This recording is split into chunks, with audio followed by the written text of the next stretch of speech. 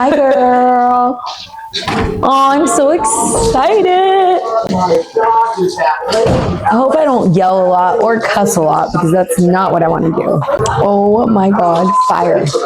Okay, Sam's General. So good. So make sure my hair looks popping. We need to be sure. Oh, yes, it does. Like that I wanted you to be one of my first guests because you definitely like have inspired me with your story. Your story has been moving from like day one that I met you until like even now, like everything that you're working towards now, it's like it's been very moving and very inspiring.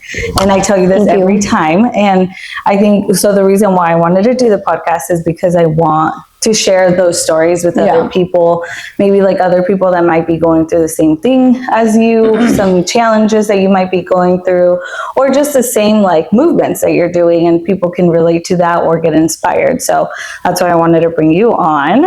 And yay! So I just go ahead and like tell me a little bit about your background, like where you're from, kind of like where you started. Where did Angel begin? Okay, well, let's start off with thank you first off for like having me and wanting me to be on your podcast. I think I was more when you had brought it up, I don't know, puzzled like me, like, but also like happy you wanted to go with me. And so I'm excited and happy to like share this with you. But so we'll like get the gist of it. I'm born and raised Napa Valley. Like I'm a Napa Valley chick all the way.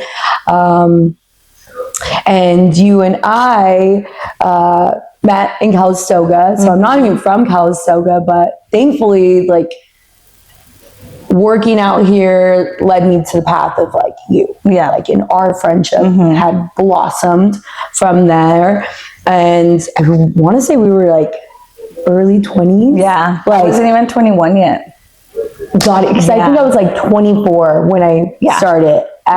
We were babies. Like still figuring out who we were. And we were both moms at that time. Just working kind of just to make ends meet. Yeah. I know we both had like an idea of what we wanted to do, but we were just living day by day. And I know for sure I was living day by day at that point. Let's go back to like a little further back, like before you and I even met. There's one thing I used to do on my social media and I no longer do it. It's been like a couple years since I've like shared parts of my life. I'm like pretty private now on like social media, but there's no reason I am private on it. A lot of my life is like private on social media. I think the only things I post is like something I can talk to anybody about. Like, like your journey is like with your fitness right now. Bartending. That's literally basically what I share. And then I sprinkle in, like very rarely do I sprinkle in anything other than those two things. So it was funny actually. When my daughter, when she was in elementary school, I remember moms like asking me if I even had a job.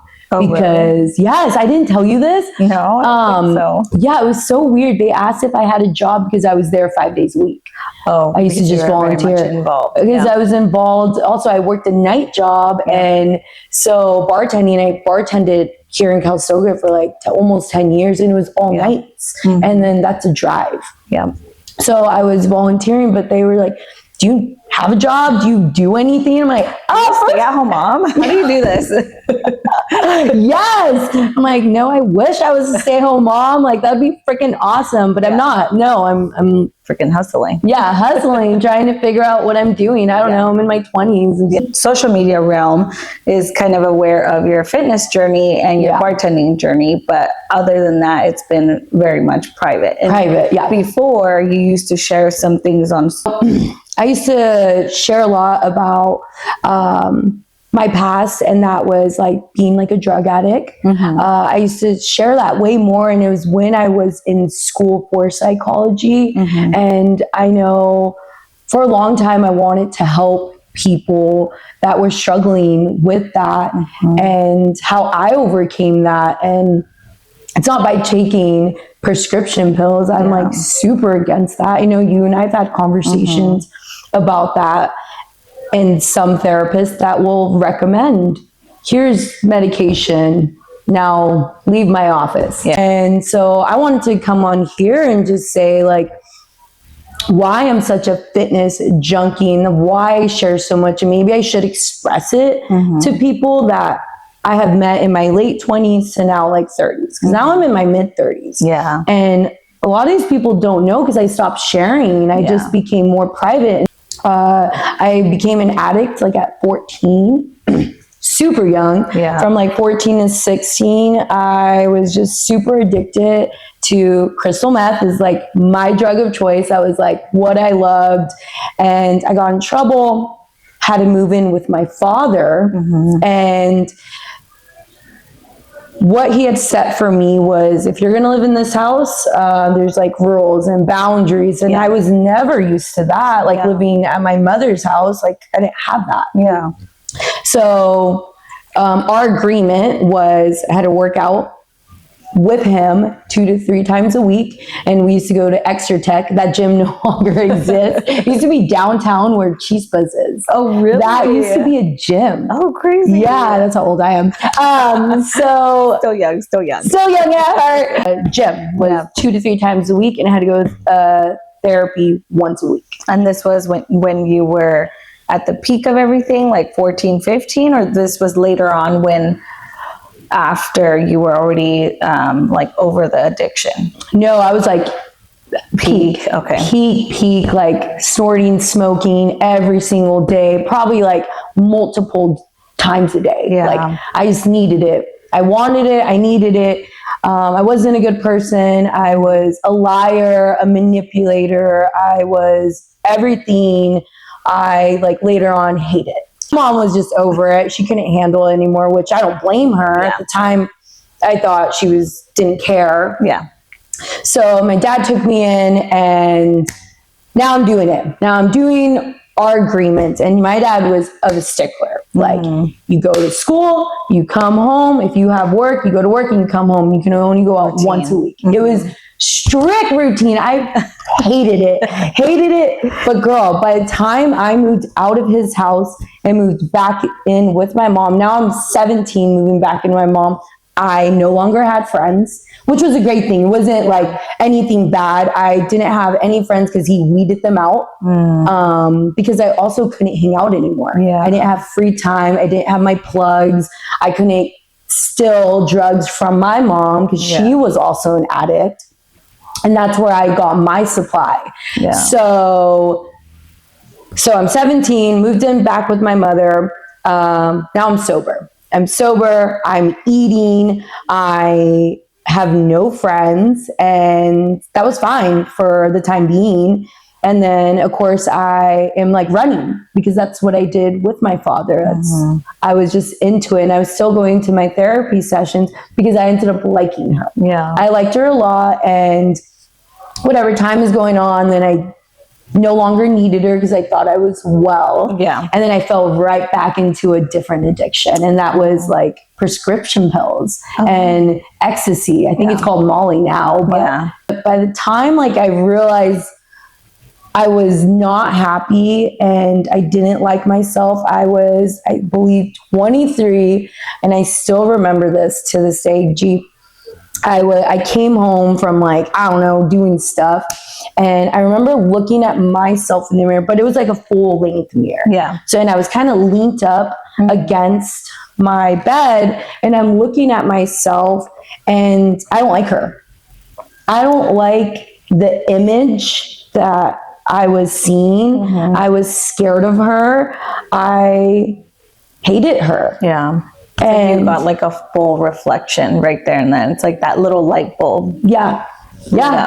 Like straight up, like I just didn't like her. And then I started running more, just started running more. And then I got a job in Calistoga, and then there's just a whole new crowd of people that I had met. And so I think by the time you and I like met each other, like I was like a sober person. Yeah. But like off drugs and medication was like always my weakness. And how long has that been now? So that was 23 that you were like officially sober. So over I would 10 say like years. Yes. Yeah, like 23. Yep. So off my drug of choice, 19 years. Okay. So that's off meth. Nice. And then off everything else, yeah, like a solid like 10 years. Dude, I love that. Yeah. Yeah. And, but as any addict, you need to replace something with something. Yeah. And, you know, there's long stretches where I wasn't working out and then I would get right back into it. And I would say like depression made me get back into it. I've been depressed like twice in like my 20s. And I went to go see a therapist, and this is what I was talking about to you, but this therapist recommended me 5 prescriptions. I remember looking at her thinking, no, thank you. Yeah. No, thank you. And then I basically like fired her. Yeah. Not right then and there. Like I wasn't strong like I am now. Yeah. Like I would have probably, I don't know, said something to her like professionally. I can't believe you're recommending this to me because you basically are telling me you want me to go die. So that's how I'm taking it. Yeah. And I was like, no, I'm good. Yeah. Like, holy hell, like I've already been sober now for a couple years and you don't even know that background of myself and you're prescribing me more things. No, I know I don't hate myself that much. Yeah. And you know what's crazy? It's that you were able to advocate for yourself in that moment because obviously you knew. Yeah. But imagine so many other people that are in that vulnerable spot and could be like, well, actually, this is the perfect free pills, even better, or I can like sell them or do whatever, you know, like. So the fact that you were able to acknowledge that, I mean, it's like already big kudos. Like you had already like accomplished like so much. We're young. You were 14, 15, family, you know, your mom was supplying that. So it's like in your home, that's so fucking hard. Yeah. And it's different when it's like your friends, but like at home, 10 times harder. I met you, so we met like around 24, 25, I want to say. So this was like probably 2 years into you being sober. I will never forget this day, and this is probably why I have you here. Oh gosh. I think about this all the time, and I don't know if you remember this, but we went hiking. We came hiking here in Calistoga. We got lost. Yes. But this was the first time that you had opened up to me about everything. So we're like casually talking. I'm talking about like my childhood trauma. And then you start opening up about this. And I remember you said it so nonchalant. Like you were just like, yeah, like basically what you just said right now. And then I was like, oh my God. I was like, Angel, I like looked at you and I was like, are you okay? Because I was like, that is not just like a little bit of childhood trauma. That's a lot. Oh, 100%. A lot of baggage. And I remember these words stuck to me so tightly and will always stay with me. You had said, you looked at me and you're like, no, I'm okay, G. I put in a lot of work to be where I'm at right now. And I think that is huge because everyone knows that like fighting your own demons is the hardest thing that you can do. And you did it at such a young age. And it's a huge thing. It's not just like a minor thing. It's a huge, you saying that at 24, 25 just shows how freaking strong you were at that point. And I can't even imagine now, 10 years later, all the other work you have done, you know? So I just want to give you kudos to that because I think that that's like one of the biggest things that people should know about you and other people. Just sharing that raw story alone shows how strong of an individual you are, because you can say, yeah, this is my story, I healed from it and I'm able to talk about it. So can you know what I mean? 100%. Yeah. So I love that about you. That memory will always stay in my heart forever because I was just like, it just, like you said earlier about the strangers, like people didn't know this about you. And it's just like, holy shit. Like, You're not just a pretty girl. You actually put in some fucking hard work into it, girl. Daily. So stemming off of that, so you went through that and then you got into the running and fitness. So tell me a little bit about that. Like, you had a reflection, you didn't like it. Is that kind of like where it stemmed off from? Oh, 100%. I was running 2 hours and 3 hours. And sometimes I was running the morning, nights, like, because I needed it. And it was more of a need because it became now my new addiction. I'm a sober person. Like, I am fighting addiction all the time. There's been so many times, G, that I wanted to, what's a little snort here? What's a little like hit here? Like, what is it? I should be fine. No, I will never be fine. Like, to running. And then I fell off hard again. I think it was just more of like work, because I think work has always deterred me from like fitness. God damn it, work. I know. It'll take me out sometimes. I'm like, damn, I only worked out 3 times this week because I'm working so much. Also, I'm a work addict, like alcoholic, or did I say that right? Not an alcoholic. Not an alcoholic. Workaholic. And if you know, you're so cute. Hot mess. But if you know me well too, you know I'm like a workaholic. Like, that's always been in my blood. And I'm some type of like addict of some kind. And right now it's like fitness and working out. And I just like, with fitness, it's not only, yes, do I feel great after every workout? Absolutely. I really do. Do I like the way I look? Of course I do. Yes. But does it help my mental health? Absolutely. 1,000%, girl. It's helping me. In the running part, it's like me with me. It's my alone time. I've like realized, no, girl, you competitive. And there's nothing wrong with that. Hell no. You're competing with yourself at the end of the day. 100%. You know? And so if you can push yourself harder, why not? You know? Yes. Why not? Yes. Yeah. I would just say, like, being in my mid 30s, also not only just like in like an age thing, I have someone looking up to me. That's my daughter. She doesn't know my past. She's like, I wasn't trustworthy. I was just all the things I don't like. But now, like, she knows me as this one person. She knows me. I'm her mother. I'm her provider. But also, like, fitness is a part of my life. It's my hobby. It's what I need to move. It's what I need to be a worker. It's what I need to be a leader, a motivator, a friend, a sibling, and, like, above all, like, a mother. I would say to anybody out there, like, if you're struggling with mental health, it's like drugs or alcohol, if you can find something else, I would suggest running first. Like, it's free. Put on running shoes, headphones, and just go. People are scared to do is like, oh, people are going to judge me. Hey, guess what? They're judging you already. So to people, I'd say, who cares? Just go for it.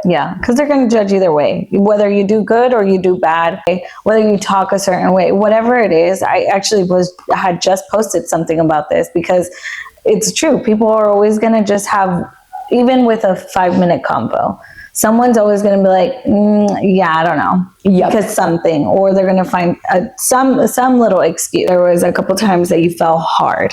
Can you kind of like elaborate on? Like what that was, and what were like some challenges that you were going through in that moment? Trying to find myself. I almost like give up without giving up. And then I would just find myself like wanting to drink more, wanting to be out with the crowd, hoping, possibility of like maybe finding love. Depression also made me fall pretty hard off my life.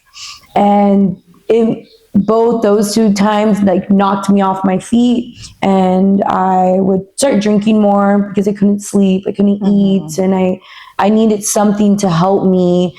And I'm not saying drinking is one of my problems, because I feel like I've always been able to control it.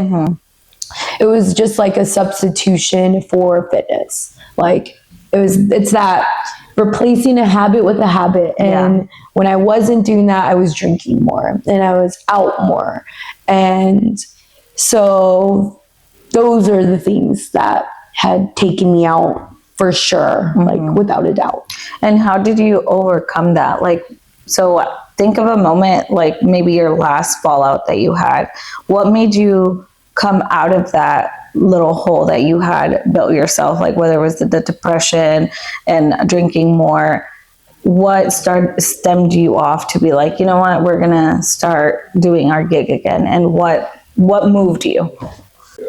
When was I happy? When was I comfortable with myself? When did I like myself? Actually, not like, when did I love myself? And there's been times in my life where I loved myself more. And then there's times where I hated myself. And the times I loved myself more is when I was sober, when I was working out, when I was reading, when I started hanging out with people that had the same energy and mindset as I did. They were on a certain mindset in the sense of, I want to be this in the next year. I want to do this, like goal setting.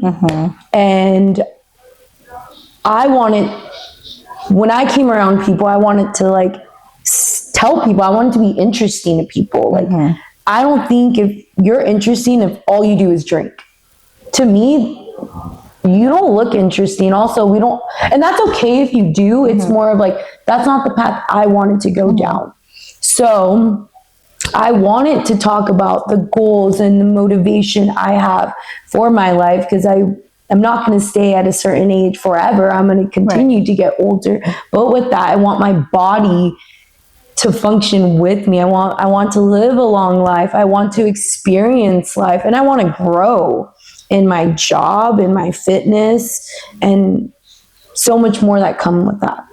Oh, that's awesome. Because I think you put it so beautiful, like with the whole drinking, because you see that a lot. You see that so much on social media. And it's great. I know that it's fine to like go out and about. And I know like this is one of the things that I've been struggling too, because you know there's always a function, there's always something to do, right? But I think that what you said, we're getting older, you know, do you want to keep doing that? And with like the people that you hang out with, like, is that, if they're just doing that, obviously you're gonna go into that loophole too. And now you found your crew where fitness, motivation, goals, like, you know, it's a bigger picture, and this is what our main focus. We could still have fun on the side, but it's not a primary thing that we're gonna do every single night, every day. 100%.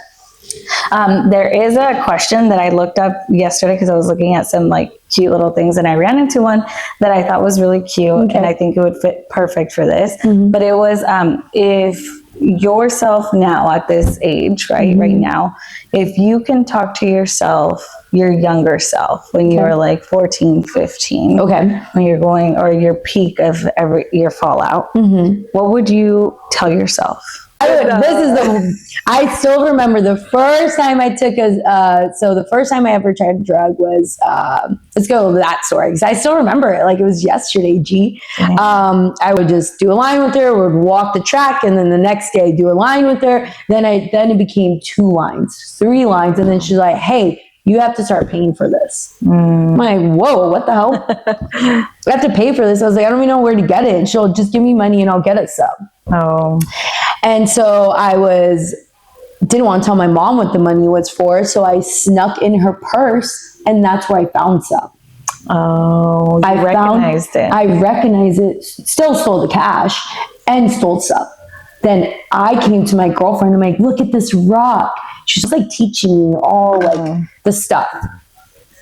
But now going back to your question, just so you understand now this story.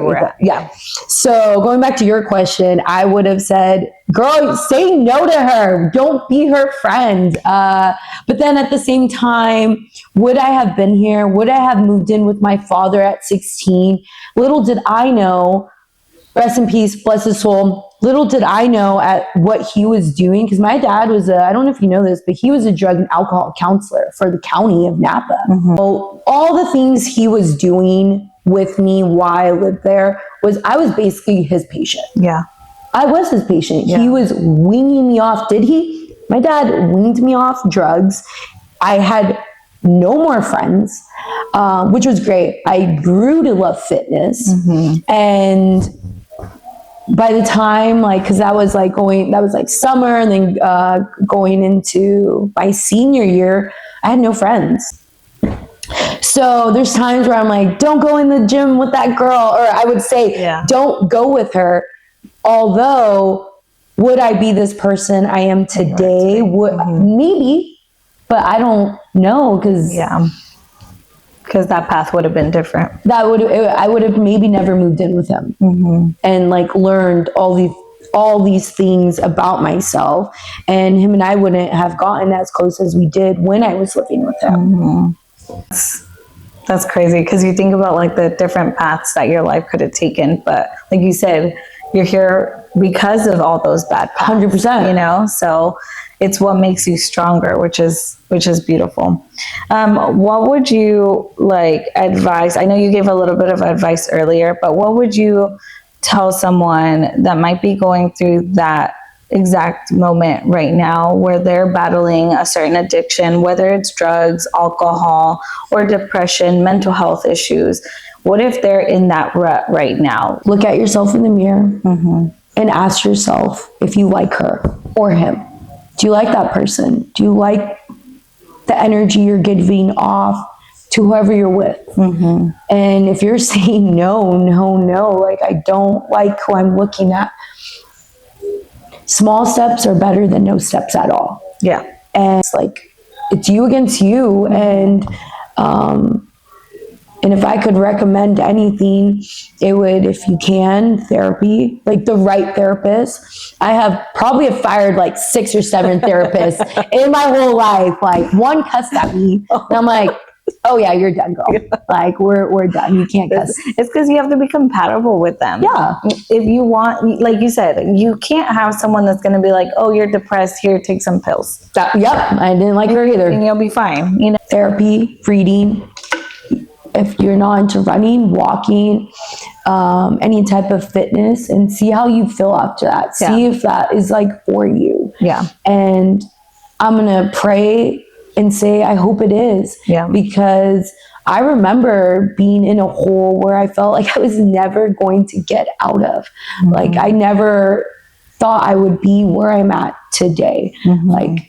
I feel like I am thriving, and I love. You are. I thank you. You really are. I love everything around me, but also, I should have stated this, which I haven't yet. So I'm really sad I haven't stated this, but yes, I've put in all this work myself, but I've had support.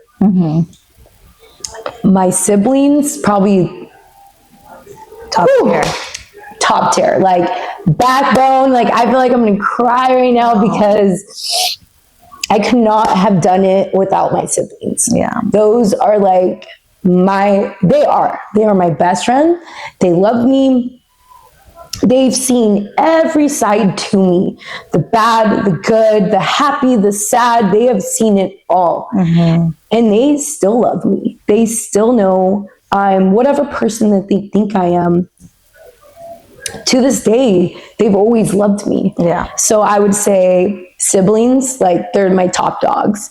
Then it trickles down to my friends, my coworkers, because a lot of my coworkers, I became my really good friends. Yeah. Church, as you know, I never believed, and then I went to a church and became a Christian. I converted, became a Christian. They helped me out along my journey, even though a lot of them don't know what I was ever battling. So support. Yeah. That's huge. I don't know if that's how my friends, my family, my siblings saw me, but I saw that person and I didn't like her. Yeah. So if I didn't have that support, girl, It would be challenging. Because it does, we've always talked about even like the little glimpse of like mom life, it takes a village. Oh my gosh, absolutely. So 100%. like this, like battling your own demons, it's like you need 20 villages, you know? Yeah. So like you said, family, your coworkers. I think coworkers is like, I mean, I was one of your coworkers. You were. Now like 10 years later. You were. And I think that, yeah, because you spend a lot of time with these people. Mm-hmm. You end up opening up to these people.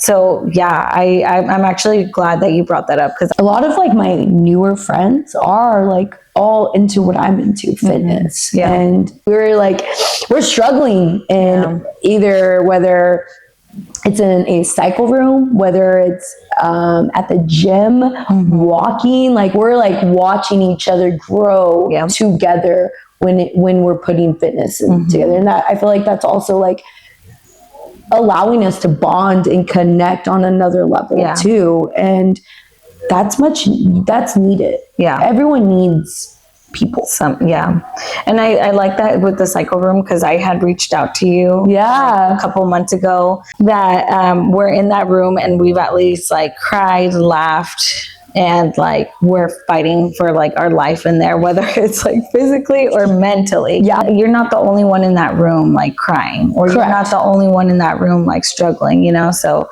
it's beautiful with that bond, like people there or running or whatever it is at the gym, like you said. Yeah. I would say that so it's indoor cycling, which is great. I got invited 3 years ago now from one of my best friends, Jasmine. She invited me and she couldn't go, so I had to go alone. And I'm like, great. Let's see how this goes. And I fell in love with it. Immediately fell in love. And now 3 years later, I have so many great friendships out of that class. Meeting them, experiencing life with them, bonding with them. It's a community, and it's where I already know I'm going to get 10 hugs if I go to class. Where I know someone's going to tell me, love you. As much as like, do I need more cardio? I just like the environment at this point. The energy, the vibes. And it's where I see all my friends. Like all my homies are there. We're all so busy. But I know I'm going to see you 10 minutes before class, so we're going to talk, then we'll die in class, and then after class, then we have 15 minutes to talk, and then everyone goes their separate ways. But it's that little moment that you spend together. You're just like, I really needed this today. Yes. You know, whether it's at work or you had a hard day at home, whatever it is. So I'm so happy that you brought me into that. Yes, girl, me too. It took me almost a year. You had told me a year. Girl, I feel like everyone I tell, it takes them a year. Yeah, but you see how that's crazy though? Like the mental, how much your brain like really takes over and it's like, nope. Until you hit that point, you're like, I need something. Yeah. Do you think that's what made you do, like say yes, finally? Like, yes, fine. When I texted you, I was at a really bad spot mentally. And I was like, I need to find something and I need to get out of here. And I remember you always raving about it, always telling me the community people are there, and it just the workout itself is great. And girl, that one day that I went, it was like life-changing. And it's not so much, like you said, it's not so much about the workout, it's the vibes that you go and hang out with or just say hi to people. I got to see you a lot more. Yes. We had gone like a good gap without seeing each other, and we finally been catching up with life and stuff. And it's great that even that little 10-15 minute that we get, it's like it has brought us like so much more closer than I feel like for a while, right? Yeah. Well, there's a couple things that I struggle with, and maybe other people do too. Obviously, you're in your fitness journey right now. You're freaking thriving. You just did a marathon. Woo, woo, woo. My third one. Yeah, yay. So what is it like? You're training for these marathons. You're doing cycle. You're doing gym. There's a day that comes and you're like, I just don't want to today. Oh my God. I know, I'm challenging you here. How do you make it happen. Or maybe you don't. Maybe you do take a rest day. But what is going on in your head in like in those days? So I don't always, like, my energy is not always there. I'm going to be very honest. There are some days where I tell myself, it's not happening today. It is just not happening. You know what? Like, I never not do nothing. Like, I am, if you know me very well, you know I'm always on the go, like 24/7, just what I'm up to. Thankfully, my daughter just chills me out a lot because she's super chill and she hates the go, go, go. But when I have her, I am chilling. Yeah. Like, those are my chill days. She's a Virgo, right? She is a Virgo. Like heavy. Yeah. Very chill. Yeah. Like, go with the flow. Like, I remember us living together, and it was literally, our kids were literally like the same. Like, dude, chill. Just, can't we just be home? Can we cook at home? No, we don't want to go out. Like, they're chill kids. Like, so she keeps you, she's like, slow down, mom. Slow down all the time. All the freaking time. Slow the fuck down. I know. That's cute. I like that. And I was working out like twice a day. It was like cycle or running, gym. So it was like, boom, boom, boom. For 4 months. And then I was like, damn, like, you need to chill out. Like, my body needs to, like, was just getting exhausted. Yeah, you need a break. So now I'm a little, this year, I've become a lot better with it. Like, I am taking 1 to 2 days off. Does it bother me? Yes. But I need those days. Yeah. My body needs I want to catch up with friends. I want to hang out with friends. I don't want to, like, be committed to either a class that's at a certain hour. I'm like, you're in the middle of my day. Like, I just want to be by the pool or reading. So that's why I like to work out super early in the mornings. Or like super to get it out of the way. To get me like knocked out. So I would say, girl, I'm going to take a rest day. Yeah. This year I told myself, like, you're taking more rest days. Yeah. It's just fine. Yeah, totally fine. I would say last year used to bother me more. This year it does not. Okay, good. So, but I take rest days. Yeah. And sometimes I won't work out for 3 days and I'm okay with it. Yeah. Yeah. Good. I like that. Well, I feel like we had a pretty good combo. Is there anything else you'd like to add, or is there anything else you'd like to say to somebody? Any more, like, any other last little advice? If you are struggling or just want to, like, vent or talk about anything, I know it's hard to tell sometimes. Like, I swear I'm wise. I have a lot of experience. Yeah, you do. And I am, and stories never bother me. I don't know what it is. I love stories. I love hearing people's stories, your ups and downs. I would just say, if you ever want to talk, I'm here to listen. It's what I went to school for. I'm not a therapist, but I went to school for psychology. I love it. People need people, like we both explained. If you want to reach out and talk and just express yourself, I'm here. I love that. Yeah. I love that, girl. Yeah. All right. Well, thank you. Yay, that was